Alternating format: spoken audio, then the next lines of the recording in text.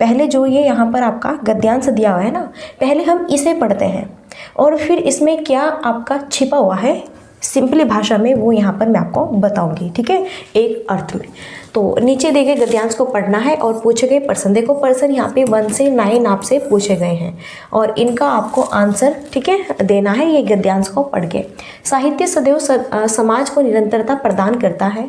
यह साहित्य और समाज का गहरा संबंध ही है कि साहित्य में समाज के विश्रृंखलित होते इस सिद्धांतों और टूटते बिखरते मूल्यों की चिंता बराबर बनी रहती है। वही साहित्य कालों के बंधन को तोड़कर उसकी सीमाओं से परे जाकर कालजयी बन पाता है, जिसमें मानवीय सत्य की व्याख्या हो और संवेदनाओं के सहारे आस्था जगाने का प्रयास हो। समय समय पर साहित्यकारों ने समाज के बदतर होने की स्थिति को पहचाना है। कुछ रचनाकार हमारे साहित्य पटल पर ऐसी गहरी छाप छोड़ जाते हैं जिनकी आवश्यकता हर युग में बनी रहती है, जिनके विचार सदैव तरोताजा ही रहते हैं और जिनकी रचनाएं समाज को दीप्त करने का दायित्व निभाती चलती हैं। उनका साहित्यकार व्यक्तित्व केवल समस्याओं को ही नहीं परखता बल्कि मनुष्यता में विश्वास को बचाए रखने की कोशिश भी करता है। साहित्य सदैव समाज को निरंतर, देखो समाज, भाई आप भी एक सोसाइटी में, एक समाज में रहते हैं और आप सब जानते हैं सबका अलग अलग धर्म है और अलग अलग धर्म के बहुत सारे, ठीक है, लोग रहते हैं, व्यक्ति रहते हैं। आप अपने समाज में रहते हैं तो समाज जैसे चलता है आप उसी के आधार पर उसमें अनुकूलन करते हैं और उसी के आधार पर यहाँ पर आप चलते हैं, ढलते हैं, बढ़ते हैं। यह साहित्य और समाज का गहरा संबंध ही है। साहित्य और समाज का गहरा संबंध ही है। यहाँ पर जो ये आपको बताया गया है ना, कालजयी, देखो समाज के विश्रृंखलित होते सिद्धांतों और टूटते बिखरते मूल्यों की चिंता बराबर बनी रहती है। यस, ये तो है ही कि भैया आपका कभी समाज जुड़ता रहता है, टूटता रहता है और ऐसा तो नहीं है कि समाज में जितने भी व्यक्ति हैं आपके वो ऑल ऑफ सारे ही बिल्कुल करेक्ट है, राइट है। कुछ इसमें ऐसा होता है कि भाई बहुत बुरे भी लोग होते हैं समाज में, कुछ बहुत बुरे लोग होते हैं, कुछ बहुत अच्छे होते हैं, कुछ यहाँ पे मीडियम वर्ग के होते हैं। तो सभी तरह के आपको व्यक्ति देखने को मिलेंगे समाज में। ओके, कालजयी बन पाता है, यहाँ पर ये बात कही है। कालजयी का मीन्स होता है कि कुछ व्यक्ति ऐसे होते हैं जो समाज का भला करते हैं या फिर समाज को जागरूक करने वाले होते हैं, यानी कि अपना नाम छोड़ जाते हैं इतिहास में। जैसे यहाँ पर मैं महापुरुषों का नाम बताऊँ, जैसे डॉक्टर BR अम्बेडकर हैं, जैसे गांधी जी हैं और यहीं पर जैसे शेक्सपियर की रचनाएँ हैं। तो ये एक ऐसे महापुरुष है कि इनको जो यहाँ पर व्यक्ति है, मानव है, आने वाली जो पीढ़ी है, हम हैं भी, आने वाली जो देन पीढ़ी होगी, नेक्स्ट पीढ़ी होगी, नेक्स्ट पीढ़ी होगी, सभी इनको याद करेगी और हिस्ट्री में इनको पढ़ेगी भी, क्योंकि ये जो महापुरुष हुए हैं आपके, इन्होंने ऐसा कार्य किया है जो कि सबकी भलाई से जुड़ा हुआ कार्य है। ओके, तो यही होता है कालजयी। कुछ व्यक्ति ऐसे होते हैं जो जीवन में कुछ ऐसा करते हैं, जैसे कि अभी यहाँ पर सुनीता कौन है आपकी, विलियम्स, ठीक है, और यहाँ पर वो जो है आपकी अंतरिक्ष में गई थी और भाई 9 महीने कुछ दिन यहाँ पे रही है ना। तो देखो उसने कितना स्ट्रगल किया, वो भी आपकी हिस्ट्री में यहाँ पर, ठीक है, गिनी जाएगी। उसका नाम भी क्यों, क्योंकि वह भी यहाँ पर देखो उसने कितना स्ट्रगल किया और हिम्मत नहीं हारी और निरंतरता, उसने खोज जो भी करने के लिए गई थी वो निरंतरता की। तो यही होता है कालजयी। कुछ व्यक्ति ऐसे होते हैं, कुछ अपना व्यक्तित्व ऐसा बनाते हैं, अपनी पर्सनैलिटी ऐसे बनाते हैं कि भैया उसे हम याद करते ही करते हैं और लाइफ टाइम। तो बस यही है इसमें गद्यांश में, और कुछ नहीं है। देखो समाज से डिपेंडेड होके ये आपका गद्यांश है। समाज में बहुत तरह के लोग रहते हैं, अच्छे भी हैं, बुरे भी हैं, मध्यम भी हैं। ओके, और भाई यहाँ पर कुछ ऐसे भी व्यक्ति होते हैं जो अपना व्यक्तित्व ऐसा बनाते हैं कि जीवन में उन्हें व्यक्ति लोग याद करते ही करते हैं। वे कुछ ना कुछ करते हैं, समाज के लिए कुछ करते हैं, समाज को जागरूक करते हैं, व्यक्ति को अच्छा कुछ करने के लिए समझाते हैं, है ना। तो यहीं पर यही चीज़ जो है दी हुई है। चलो अब यहाँ पर हम सॉल्व करते हैं क्वेश्चंस को, और जो यहाँ पर ये क्वेश्चन है ना हमारे, बहुत ही बेहतरीन मस्त क्वेश्चन होंगे आज के। तो स्क्रीन पर फर्स्ट क्वेश्चन है, कौन सा साहित्य कालजयी साहित्य बन पाता है? जो पाठकों का मनोरंजन करें, जो समाज का दर्पण हो, जो मानवीय सत्य की व्याख्या करें, जो बिखरते सिद्धांत की चिंता करें। बहुत ही बेहतरीन यहाँ पे क्वेश्चन है। और देखो मैंने आपको बताया ना, कालजयी सिद्धांत बन पाता है। कालजयी का मतलब वो नहीं होता कि जो सिर्फ और सिर्फ हमें मनोरंजन करे, या फिर जो समाज का दर्पण करे, या फिर जो बिखरते सिद्धांत की चिंता करे, नहीं, जो मानवीय सत्य की व्याख्या करे। सही आंसर यहाँ पर क्या होगा? ऑप्शन सी होगा। ऑप्शन थर्ड यहाँ पर बिल्कुल करेक्ट। कालजयी साहित्य वही बन पाता है जो व्यक्ति समाज के प्रति कुछ करता है, समाज को जागरूक करता है, अच्छा व्यक्ति होता है, उसका अच्छा व्यक्तित्व होता है, सबके प्रति यहाँ पर वह एक अच्छा स्वभाव रखता है, एक निर्दय स्वभाव रखता है, वही होता है आपका कालजयी। जैसे कि मैंने बताया गांधी जी हुए, doctor B are Ambedkar ji हुए, और शेक्सपियर की जो रचनाएं हैं वो हम हमेशा याद रखेंगे, है ना। और गांधी जी नोट पर आपके हमेशा आते हैं, तो वही उनका व्यक्तित्व है, वही होते हैं कालजयी व्यक्ति, जिन्होंने अपना व्यक्तित्व ऐसा बनाया, अपनी पर्सनैलिटी ऐसी बनाई हुई है कि उन्हें लाइफ टाइम याद करेंगे व्यक्ति। नेक्स्ट, कालजयी से क्या तात्पर्य है?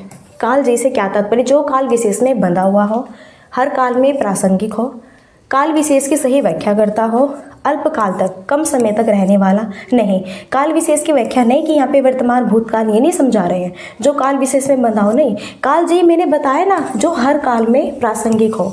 अब हम हैं, हमसे पहले भी सभी गांधी जी को जानते हैं, डॉक्टर बी आर अम्बेडकर को जानते हैं, विलियम शेक्सपियर, बहुत सारे महापुरुष, सुभाष चंद्र बोस है यहाँ पे, सुखदेव, बहुत सारे हैं, ठीक है, जिन्होंने भी यहाँ पर अपना अपना जो देश के प्रति शहीद हुए हैं और जिन्होंने अंग्रेजों से लड़ाई की है, हमें स्वतंत्रता दिलाई है। और भी बहुत सारे महापुरुष हैं जिन्होंने बहुत अच्छे अच्छे कार्य किए हैं समाज के प्रति, लाला लाजपत राय हैं। तो इन्हें हम हर पल याद रखें क्योंकि इन्होंने अपना व्यक्तित्व ऐसा बनाया हुआ है कि ये हमें हर काल में प्रासंगिक हो गए, हर काल में इनकी पर्सनैलिटी, इनका व्यक्तित्व हमें याद रहेगा। देन यहाँ पे सही आंसर क्या होगा? Option second. चलिए, स्क्रीन पर थर्ड क्वेश्चन है, किस तरह के साहित्यकारों की आवश्यकता, किस तरह के साहित्यकारों की आवश्यकता हर युग में बनी रहती है? जो समाज को जागरूक करते हैं, जो समाज का मनोरंजन करते हैं, जो समाज को नैतिक बनाते हैं, जो समाज का विकास करते हैं। किस तरह के साहित्यकारों की आवश्यकता हर युग में बनी रहती है? तो भैया किस तरह के वो साहित्यकार हैं जिसकी आवश्यकता हर युग में, अभी कहा ना, जो अच्छा व्यक्ति होता है, जो समाज के प्रति कुछ कर गुजरने के लायक होता है, जो समाज को जागरूक करता है ना, जिसका चरित्र भी बहुत बेहतरीन होता है, वही होता है अच्छा व्यक्ति, अच्छा यहाँ पे, और उसे हम हर युग में याद करते हैं। तो सही आंसर क्या होगा? देखो, यह नहीं कि जो समाज का बस विकास करता है या फिर जो समाज को नैतिक बनाते हैं या फिर मनोरंजन, नहीं, जो समाज को क्या करते हैं भैया? जागरूक करते हैं। इसलिए सही आंसर क्या होगा? ऑप्शन ए होगा। मैंने कहा था ना आपको, जो समाज को जागरूक करते हैं वही हमारे लिए बेस्ट अपॉर्चुनिटी रखते हैं, अच्छे व्यक्ति होते हैं, अच्छे बंदे होते हैं। चलिए नेक्स्ट, साहित्यकारों ने समाज की किस स्थिति का पहचान करने का प्रयास किया है?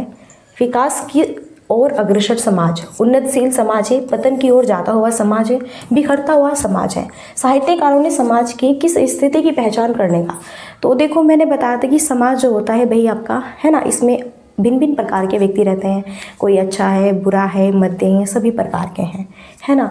तो समाज की किस स्थिति की पहचान करने का प्रयास किया है गद्यांश में कि कैसा है? बिखरता हुआ समाज है। देन भाई देखो, अगर कोई इसे नहीं समेटेगा, कोई इसे जागरूक नहीं करेगा, कोई इसे अच्छा रास्ता नहीं दिखाएगा, कोई इसे अच्छी अच्छी बातें नहीं बताएगा, समाज में कोई बंदा अगर ऐसा नहीं होगा जो अच्छा व्यक्तित्व रखता है, तो फिर क्या होगा? समाज अपने आप में बिखरता हुआ चला जाएगा, ठीक है।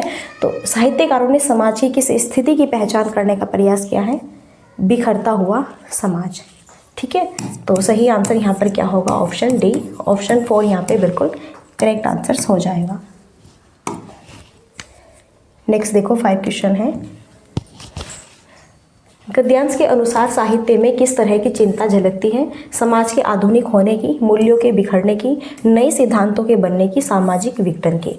तो गद्यांश के अनुसार साहित्य में किस तरह की चिंता झलकती है? गद्यांश के अनुसार साहित्य में किस प्रकार की चिंता झलकती है? तो गद्यांश के अकॉर्डिंग साहित्य में किस तरह की चिंता है? समाज के आधुनिक होने की नहीं है, नए सिद्धांतों के बनने की नहीं, सामाजिक विघटन, बल्कि मूल्यों के बिखरने की है। किसकी है? मूल्यों के। अभी बताया था ना, मूल्य यानी कि समाज के बिखरने की है।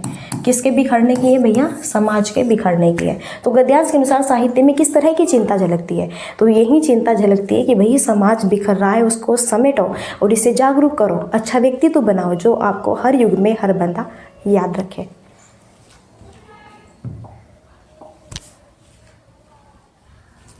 नेक्स्ट,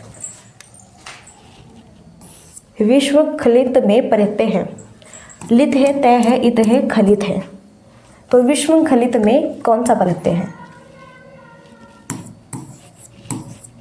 तो यहाँ पर देखो, विश्व खलित में अगर हम परत्ते की बात करते हैं कौन सा है?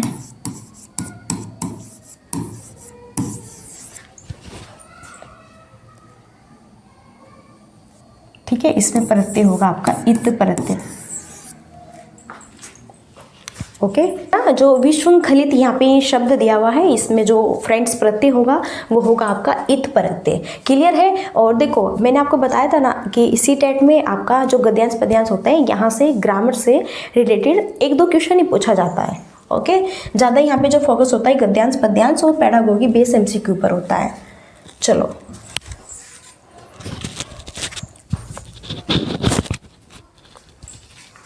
चलो आगे देखो, नेक्स्ट क्वेश्चन है, समाज के बदतर होने की स्थिति वाक्य में रेखांकित शब्द का क्या अर्थ है? देखो, रेखांकित शब्द यहाँ पर जो आपका है वो है ये बदतर। ठीक है, ये आपका रेखांकित होने की स्थिति में वाक्य में रेखांकित शब्द का क्या अर्थ है? जो यहाँ पे ये शब्द दिया है ना, बदतर, ठीक है, तो इसका बदतर शब्द का यहाँ पर अर्थ क्या होगा? ये रेखांकित शब्द है, अभिमानी है, बेईमानी, अत्यधिक बुरा है और दुराचारी है। तो मैंने आपको बताया था कि समाज में बहुत प्रकार के, भिन्न भिन्न प्रकार के डिफरेंट टाइप्स के बंदे रहते हैं, है ना। कोई अच्छा होता है, बहुत अच्छा होता है, कोई बहुत बुरा होता है, बहुत ही अत्यधिक ज़्यादा बुरा होता है। तो बस यहाँ पे बदतर होने की स्थिति, समाज के बदतर होने की स्थिति में किस जो यहाँ पे वाक्य दिया हुआ है, इसमें रेखांकित शब्द का अर्थ होगा आपका बदतर का यहाँ पर अर्थ होगा अत्यधिक बुरा, बहुत ही बुरा व्यक्ति।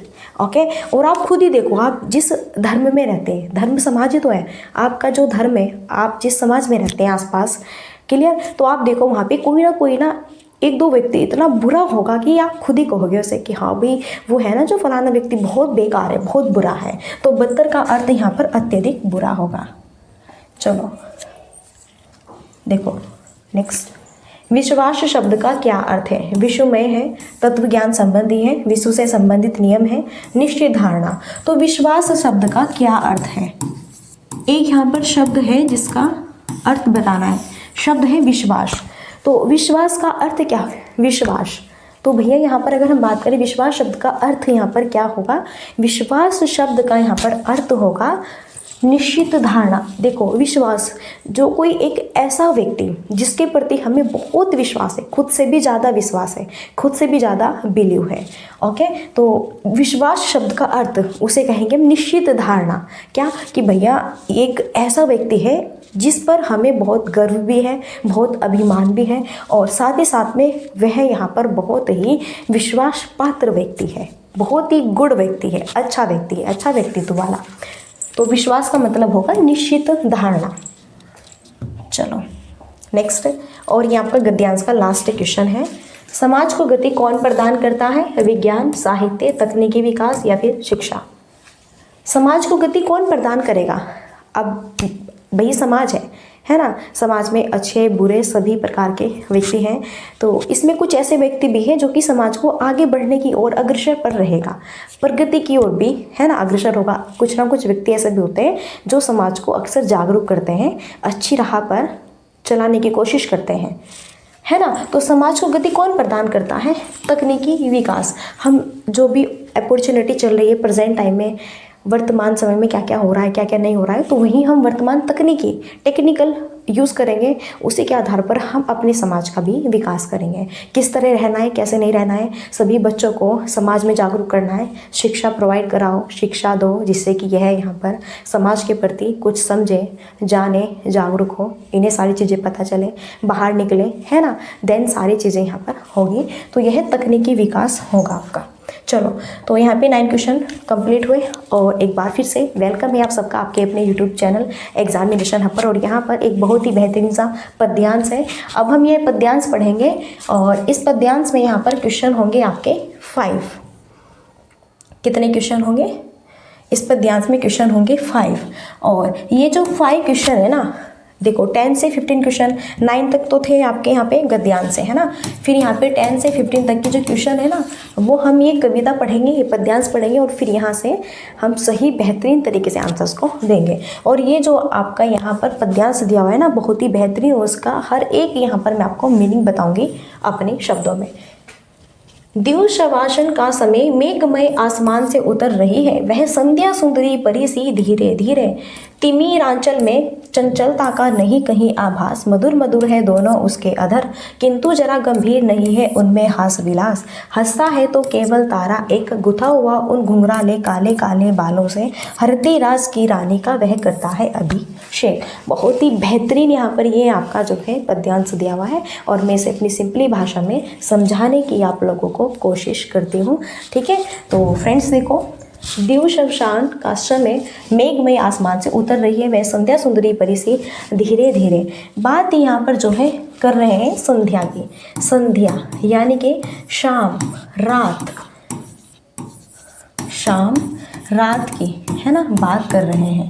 देखो रात के समय जो माहौल होता है ना, एकदम बहुत शांत शांतिपूर्वक माहौल होता है, और बिल्कुल ऐसा लगता है कि कुछ नहीं है संसार में, एकदम बहुत ही शांतिपूर्ण उजड़ा हुआ सा चमन, इस तरह सा फील होता है कि कोई भी आवाज़ नहीं, बिल्कुल बहुत ही शांत माहौल रात में होता है नहीं, क्योंकि सब सो जाते हैं, है ना। और फिर अगर आप देखेंगे उठ के कभी, तो हमें एक बहुत ही बेहतरीन सा जो है नज़ारा देखने को मिलता है, बिल्कुल शांति भरा एक माहौल हमें दिखाई देता है संध्या के समय, रात के समय। यही चीज़ कह रहे हैं, दिवसावसान का समय मेघमय आसमान से उतर रही है, वह संध्या सुंदरी परी सी धीरे धीरे। तिमिरांचल में चंचलता का नहीं कहीं आभास, तिमिरांचल में चारों ओर देखो, यहाँ पर आप कहीं पर भी आपको चंचलता का नहीं होगा आभास, कहीं कोई शोर शराबा नहीं है, बिल्कुल शांति ही शांति छाई हुई है। रात संध्या का समय यहाँ पर ये इसकी बात कर रहे हैं। मधुर मधुर है दोनों उसके अधर, किंतु जरा गंभीर नहीं है उनमें हास विलास। एकदम माहौल ऐसा बना हुआ है, कोई भी गंभीर विलास नहीं है, एकदम बहुत ही बेहतरीन सा जो है मधुर मधुर, चारों तरफ से एक शांति पूर्वक भरा यहाँ पर हमें जो है जीवन व्यतीत हो रहा है। हंसता है तो केवल तारा एक, हम आसमान की ओर देखते हैं तो हमें हंसते हुए तारे नजर दिखाई देते हैं।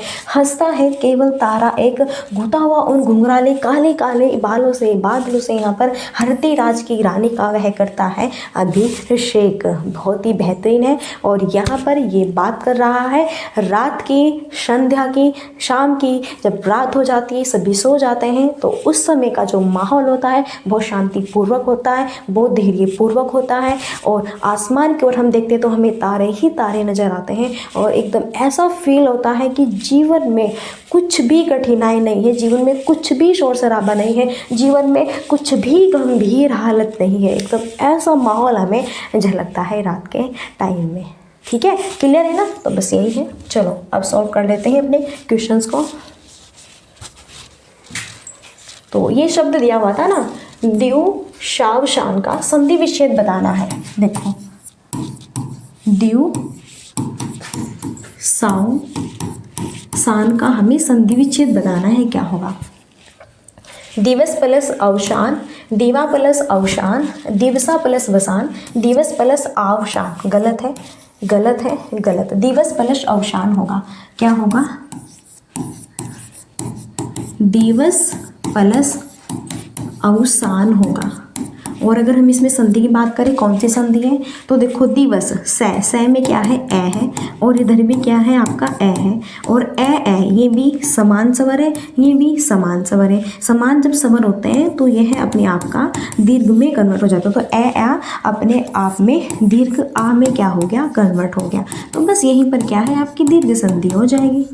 पता है ना आपको कि जब यहाँ पर जैसा हम संधि विच्छेद करते हैं, और संधि विच्छेद करने के बाद में अगर हमें समान स्वर दिखाई दे, क्या अगर हमें समान जो स्वर होते हैं अगर हमें वो दिखाई देते हैं, और समान जो स्वर होते हैं वो फिर अपने आप के ही समान बड़ा दीर्घ जो भी होता है, बड़ा आ है या ई आई है तो बड़ी ई में ऊ औ है तो बड़ा ओ में, री है तो बड़ी री में कन्वर्ट हो जाता है। वहाँ पर हमारी दीर्घ संधि होती है।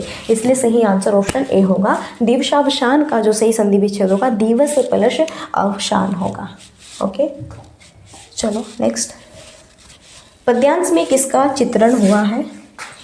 यहाँ पर हमें जो है ये बताना है पद्यांश में किसका चित्रण हुआ है। प्रकृति का, नवचेतना का, वेदना का, प्रेम भाव का। तो पद्यांश में किसका चित्रण हुआ है? प्रकृति का है, नवचेतना का है, वेदना का, प्रेम भाव का। तो भाई यहाँ पर हुआ है नवचेतना का। किसका हुआ है? नवचेतना का। एक मिनट रुको, किसका हुआ है? नवचेतना। पद्यांश में किसका चित्रण हुआ है? रात का, संध्या का समय है और बहुत ही अच्छा सा माहौल यहाँ पे बना हुआ है एकदम। तो क्या है, मन में नवचेतना से जागृत होने की, लाइफ में कुछ भी गंभीरता नहीं है, एकदम शांति शांति माहौल है जीवन में, ठीक है, कुछ भी कहीं पर कठिनाई नहीं है। आगे देखो, हरदी राज की रानी किसके लिए प्रयुक्त हुआ है? हरदी राज की जो रानी है वह किसके लिए प्रयुक्त हुआ है? तो हरदी राज की रानी किसके लिए प्रयुक्त हुआ है? मेघ, आकाश, संध्या और तिमिर। हरदी राज की रानी किसके लिए प्रयुक्त हुआ है? रात, संध्या, इसके लिए प्रयुक्त हुआ है।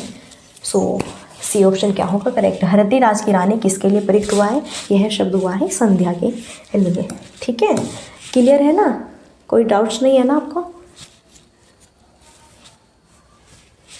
चलो नेक्स्ट देखो, यहाँ पे 13 क्वेश्चन है, बेहतरीन क्वेश्चन है ये भी आपका।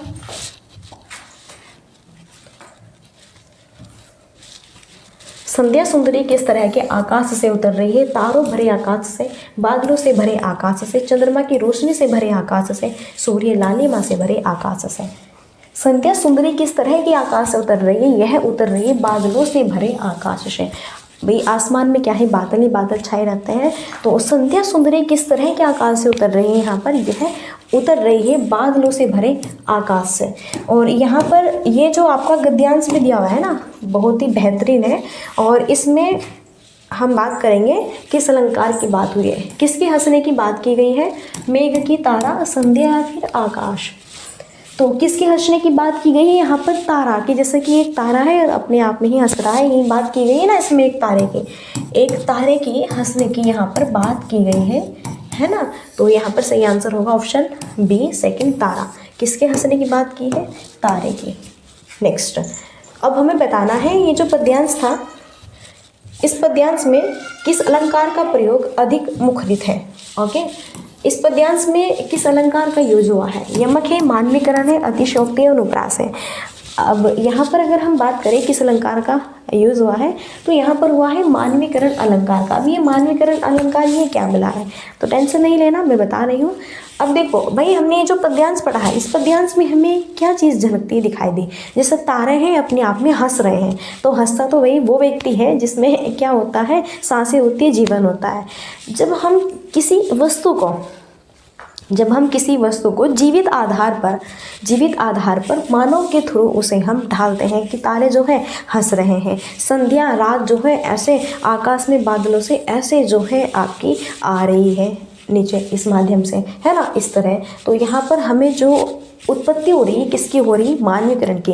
कि ये जो चीज़ें आपकी यहाँ पे रात है और जो तारे हैं क्या हंसते हैं? नहीं ना, बस हम अपने आप बना रहे हैं।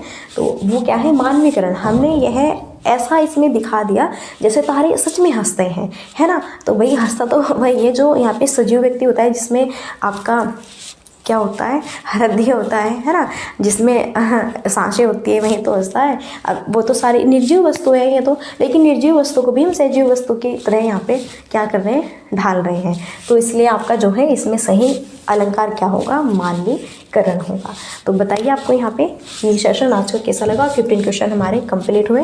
लास्ट में यहाँ पे query, like, share and subscribe की। तो फ्रेंड्स, सेशन आपको अच्छा लगता है तो बिल्कुल आप ऑफिशियली कर सकते हैं फ्रेंड्स सभी, ठीक है। चैनल को like and share and subscribe और कमेंट्स करके बता सकते हैं आपको सेशन कैसा लगा।